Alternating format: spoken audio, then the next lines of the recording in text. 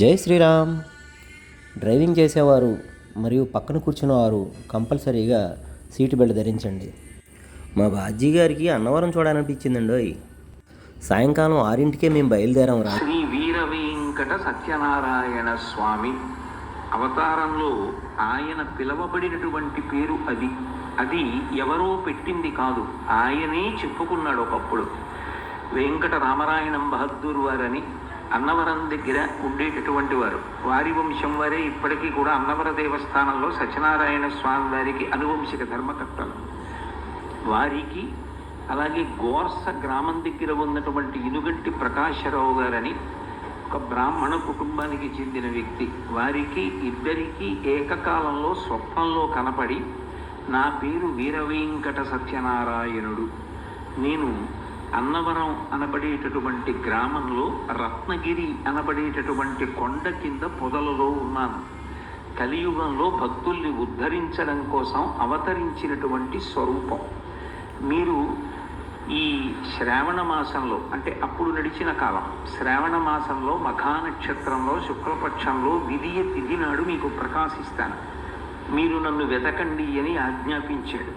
పరివారంతో కలిసి రాజావారు ప్రకాశరావు గారు వెళ్ళి వెతికితే చెట్టు కొమ్మలు కదిలి సూర్యకిరణములు పడ్డాయి. ఆ కిరణములు ఎక్కడ పడ్డాయో అక్కడ చూస్తే అవి స్వామి పాదములు. అక్కడే ఉంది మూర్తి.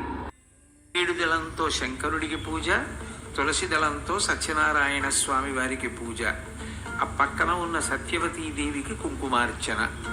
శివకేశవులిద్దరూ ఏకపీఠం మీద ఉండి శక్తి సహితులై పూజ అందుకుంటున్నటువంటి ఏకైక క్షేత్రం అన్నవర క్షేత్రం. ఆయన పేరు వేరొకరు పెట్టింది కాదు, ఆయన పేరు ఆయనే పెట్టుకున్నారు. కలియుగంలో ప్రజల్ని తరింప చేయడానికి నేను వచ్చాను అని చెప్పారు.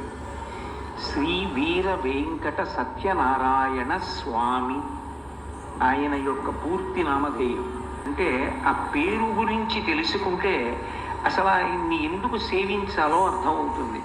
శ్రీ అన్న అక్షరం శాక్తేయ ప్రణవము, శక్తి ఘనమైనటువంటి వాడు.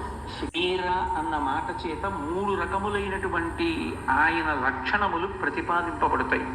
వీర, దయావీర, ధర్మవీర అని.